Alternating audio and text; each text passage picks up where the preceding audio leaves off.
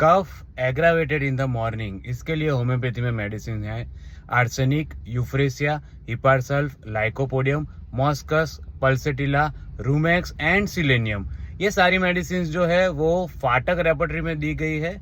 और हम जानते हैं कि फाटक सर ने जितनी भी मेडिसिन दी है वो क्लिनिकल एक्सपेरिमेंट या एक्सपीरियंस के बाद ही दी है, या तो फिर higher authority like Boenninghausen, Kent, Boger, उन्होंने अगर दी हो तो ही उन्होंने ये मेडिसिन अपनी रेपर्टरी में लिखी है। So whenever you find any patient with cough aggravated in morning, you can consult to this rubric